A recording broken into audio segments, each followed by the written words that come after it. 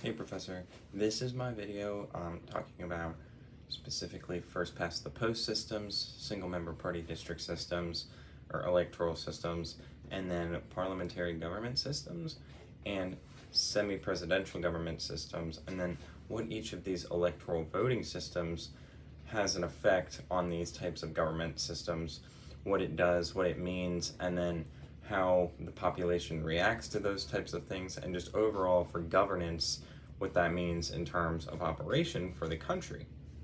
So, firstly, I would like to start talking about first past the post systems, which a first past the post system would typically work in or be used in a multi-party system where there are multiple parties in an election that the people are voting for to then rule the government. So it would look something like this. I drew up one with 4 parties, and let's say the government would then cap the percentage at what we would call the post, right? Which is the amount in which a party needs to reach in percentage to be declared the winner. So some systems, if let's say it's a 4-party system, they would put that percentage at 25 or maybe 30% if they want to be very, very sure that that party is truly gaining a majority government. So, or a majority of the vote. And so what that would mean is that larger party would then have the majority, and then those smaller parties would form then the minority government in opposition. So that would look something like this. This one is a 4-party example where obviously you can see that this blue party has won. It is, the post would be about there, and the blue party has passed said post. But one thing that is very, very important to notice is that if you were to sum up this party, and this party's total percentage, it would be much larger than the blue party, but because it's split, they form the minority and the blue party forms the majority, which truly gives it some interesting representation. Because then within government, you would have a multi-party system in this district where there's multiple seats, so it would create a government like this, where the blue has that largest majority, and then all of these other parties are forming the minority. Now, you can clearly see here, though, how the percentage is spread out, that this party is still being outbeaten by all 3 of those parties, but that means that they have to work together over their differences to truly form the minority government in opposition to that party, if they maybe necessarily don't care for what that party is pushing in terms of government. So it creates that pie chart within a multi-member district, which gives the people truly a great idea of representation because every vote and every percentage matters. Now, an example of a system like that would be maybe England or Canada, where they have multiple parties and they vote, and then they create that pie chart sort of form of governance. So next, we have that single-member district system. The single-member district system would be something more, it's also referred to as winner-take-all, which means whatever party passes or gets a majority of the vote would then win. Typically, this system is only used in 2-party systems. However, there are other countries that would also use this system with a multi-party government, such as like Australia. Now, with that being said, it can be done in a multi-party system, and so for that reason, even though it's usually not, I created this example. So you can see this blue party, or like in the United States, they'd be the Democrats, would, because typically that's where this system is most prominently known for being used, is the United States. The Democrats would then beat out the Republicans and, let's say, I guess, the Green Party, just to show for representation that this could be used in a multi-party system. But what happens is because this is a single-member district and it is a winner-take-all district, that just means that the Democrats get control and the other people who voted for these parties don't get any representation until the next election cycle. Now, the difference there is would one person may say that government system could be better because they, one party takes all. So you don't really have to worry about anything like from this class, such as gridlocking, where the government can't get anything done just because of infighting and them not being able to form proper legislation together. So a benefit to this system is that everyone because it's one person, all on the same, within the same agenda and side and party, they can do, or they can get done what they need to in a quick, efficient manner without the idea of infighting. Where that system maybe then is a bit lackluster is in terms of representation, because in a system like the United States, where you have elections maybe every 4 years for the presidential, every 6 for senators and those types of things, and then or every 2 for House representation. In a winner-take-all system, you have to wait that amount of time before you get another chance to vote, and then once you get to that election, it's not even guaranteed that your party or your representation is going to win. So there's certainly a lot less opportunity and representation in that system, unlike parliamentary systems where every percent matters and everyone is represented no matter what. And then all it takes for you to get rid of a problem, if you see an issue with the government, is then to have a vote of no confidence, which then in turn, the majority government would just be ousted from governance completely, or the prime minister, let's say, for specifics in England, would then be in a vote of no confidence, a majority would have a vote, and if they voted that they had no confidence in the current system, they would be taken out of office. So next, I want to talk about the certain systems of governance and what that means for those countries. So in England, they have a parliamentary system, which then they use that multi-party district system or the first past the post system to fill that. So in their parliamentary system, or their congressional body, much like the United States Congress, or their parliament, split up between the House of Commons and the House of Lords, very similar to our House of Representatives and our senators. They would have a multi-party system and a multi-party vote, which then their parliamentary system would be split up into a pie graph like this. So you would have your majority government, but then also specifically, I would like to point out that these parties, even though they're in the minority, still outweigh in total in percentage, the main majority party, so that if there is any opposition whatsoever, they still overrule their party. They just would have to work together, and it would truly have to be a very very, very bad cycle for all three of those very differing minority parties to come together in conjuncture to then oust a prime minister. You would think, although it has happened before, specifically, I believe her name was Truss from Great Britain. She was the least amount of time serving prime minister ever. I think it was roughly 30 days. So that is that system, and so what that can do is, so in that system you would have the prime minister would be the majority party that won said election would then pick the prime minister. So the people that live under this parliamentary system never actually elect their prime minister. They elect the party in which they choose, that they think they have the most confidence in, to then choose their proper leader, whether it just be the time period or what socially is happening or politically. And so then that's why they have the vote of no confidence, because technically the people aren't really choosing, but the people should be able to say if they have no confidence. So, but with that, one of the downsides could be gridlocking in these terms of governance, which is actually, gridlocking is one of the issues that we're seeing in Great Britain right now, if you were to look into and read about their parliamentary system. Infighting and not being able to pass laws, and it's something that over time the United Kingdom has actually had a long bit of issue with, I think most notably since about 2016 and the Brexit campaign. Ever since then, and then that party left, there's been a lot of gridlocking in terms of getting the country right on the back on the right track and what that means or where that wants to go. So this parliamentary system would have your prime minister as the head of governance or the head of legislature, and then a more formal body, such as in England, for example, King Charles, the king, as kind of your head of state. He's more of just a figurehead, and the monarch doesn't really have much role other than a ceremonial one. However, they still are technically seen as the head of state, even though in England it may just be a bit more of a formality. So next I want to talk about the semi-presidential system. So the semi-presidential system, and the one that I would like to use an example of, is like France.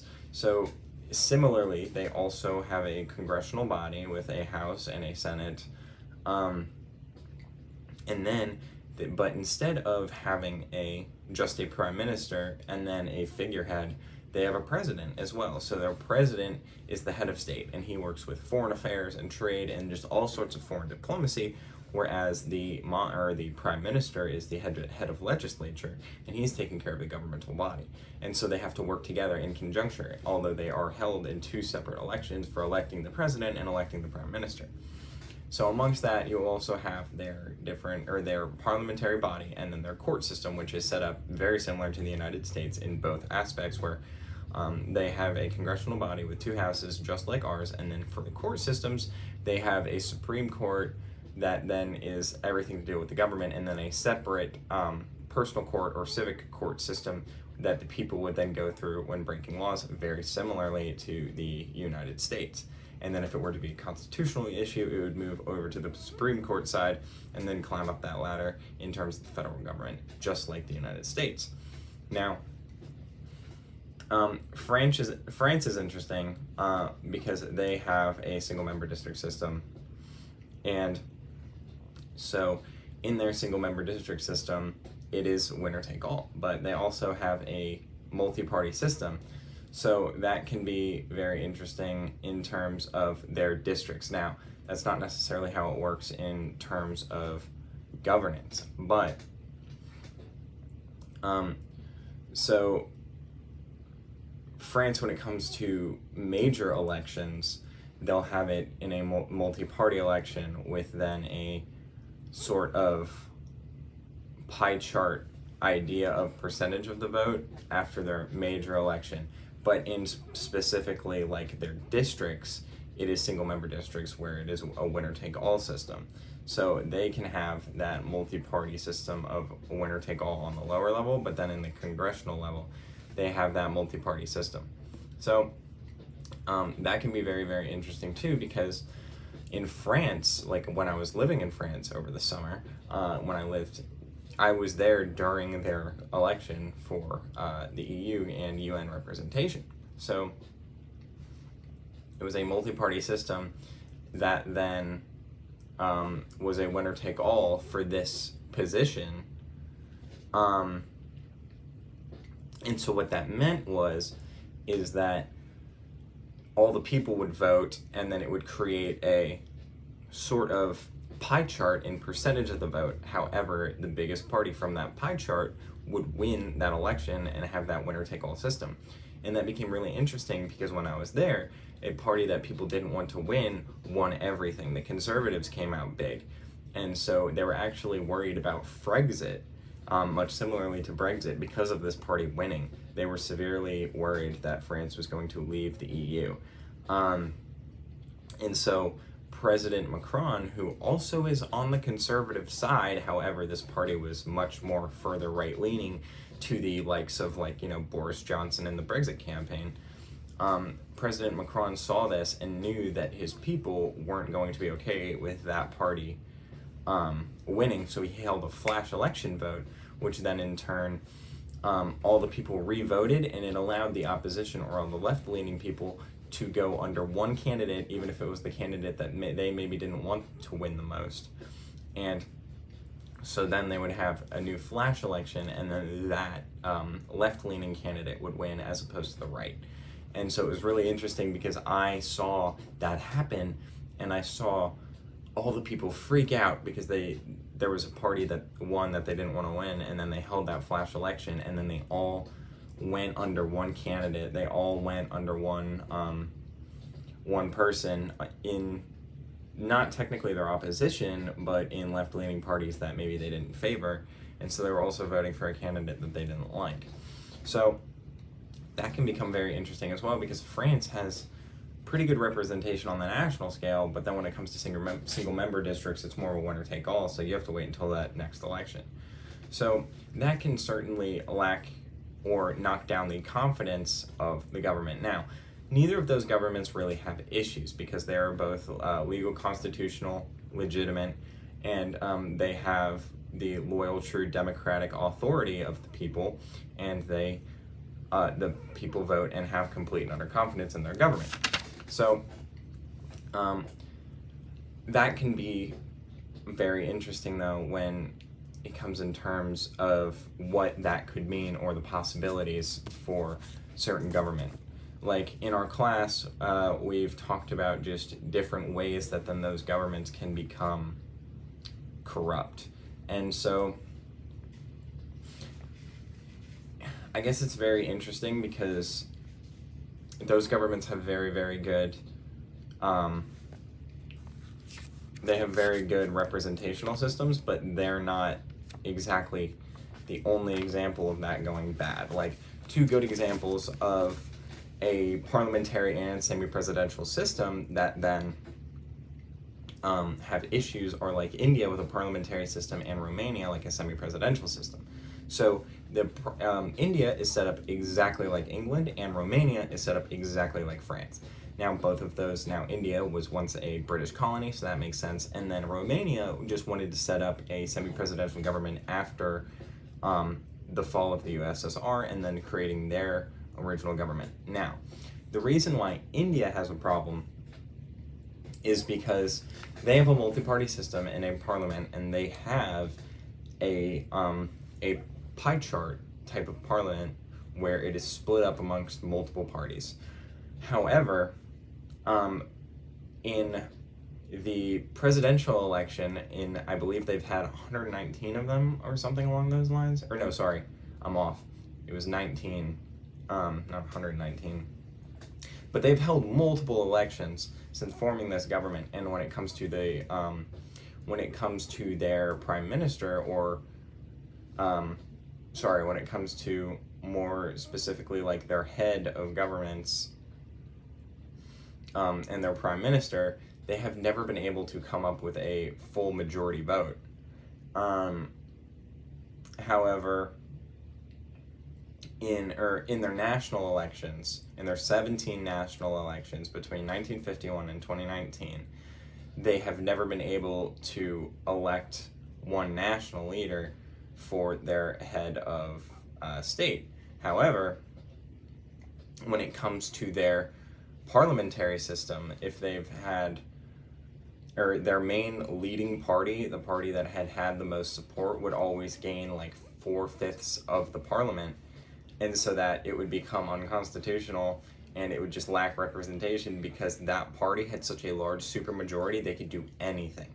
And so then couple that with not having a national, or never having a true national election with a true majority leader, causes a lot of problems, because then their governance is just completely in the hands of the majority government that is taking up 4/5 of parliament. Now, on the Romanian side, they have a semi-presidential government, which is exactly set up like France.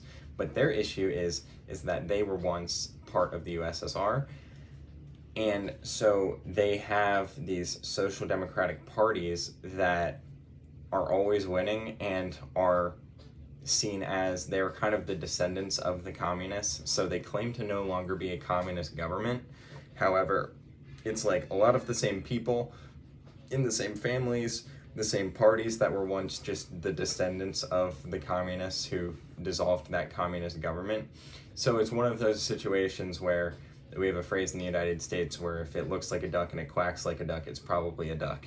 And so it's one of those things where it looks like this thing, it's operating like this thing, and it's the descendant of a communist government. Well, that might be bad. So, and more specifically, like with the terms that we've talked about in class, Romania, I would say, would be very, very easy to fall into clientelism, where they have this majority government that is the descendants of communists, and communist governments would, because of centrality in the central government, would then take all of the resources and then just improperly distribute it to the people, saving a lot for the bourgeoisie or the government just altogether, and then the people getting a lot less. So what would happen, I could see in Romania, is the government or the people falling into clientelism, where they can't go against the government because they need the government for these resources, but the government's only going to give them just barely enough to survive. I haven't seen anything in Romania that leads me to believe that that is happening. I'm just saying that that is a large possibility in something like this, where it's more of an illiberal regime, just made to look like a liberal regime, but it's not actually. So, but just overall, I believe with, the modernization theory, I think they're just slowly moving that way, because I haven't seen anything to make me believe that they deserve to be on the Human Rights Watch list, or that the people are being taken advantage of yet. I'm just saying it would be very fast or very easy for them to fall into that. Now for India, on the other hand, I believe they more are subject to being able to fall into authoritarianism.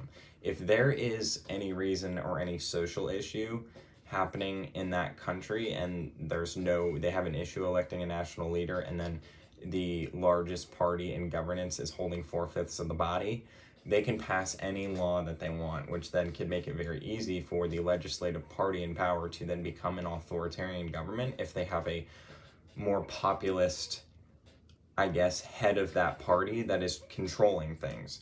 Like, very similarly to the United States today, the Republican Party effectively is being headed by Donald Trump, because he is that type of populistic leader that then is pointing things in that direction. Now, this is different because he actually won the national election and he is the president, but in a situation where, like India, they can't elect a national leader, a head of a party, like alternatively a Boris Johnson type, could then be in the government and be like the head of legislature and pass these types of laws that I think it would make it very easy for India to fall into authoritarianism that way.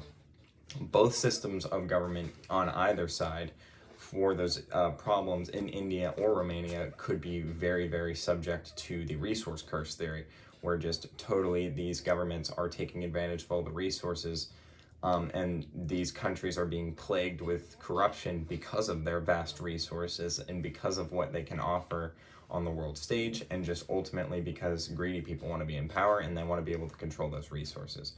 So the countries like that can't get their government together or in order could be subject to that type of flawed issue. Now, I would say in modernization and with globalization of today, and for what people understand of what modern democracy should look like, I would think that it would be very hard for Romania or India to pull those things off, especially with large, vast population in comparison to the percentage of people within their government bodies. Both of the populations largely outweigh the amount of people in government. So when it comes to political and social unrest, it would be very, very hard for those governments to pull those things off. So anyway, I have been talking for 20 minutes, so I really hope that you enjoyed this video, and I really hope that it made sense. I specifically wanted to talk about the first past the post and the single member party districts, and then what that means for parliamentary and semi-presidential governance, and what that could mean for gridlocking and efficiency. Like I said, parliamentary multi-party systems can deal with a lot of gridlocking just because of infighting, whereas single member districts could get more done in majority. However, the downside of a single member district is that you have less representation, and then the downside of a first past the post parliamentary system is that you could have gridlocking. So you kind of have to weigh. It's more about what the population feels of that country feels is more important. The liberal freedoms of having like genuinely all of the population being represented, or all the people willing to go vote represented, or would you rather have things done even if they're against your best wishes, and taking a gamble in a single member district type of system where that party or the elected party could just get things done in a majority, like in the United States, where if one party wins and they have control of Congress and the presidency, they can get anything done. So it's really a gamble in checks and balances, and it ultimately just, there is definitely a theory of study that goes into that, and what that means, and just how people would react and what they would prefer based off their histories as peoples.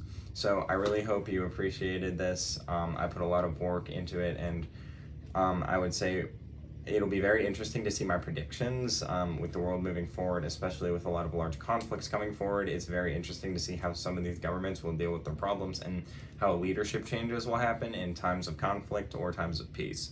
So I'm very much looking forward to looking into that. And then attached with this video will be my sources. So thank you very much, and thank you for a great semester.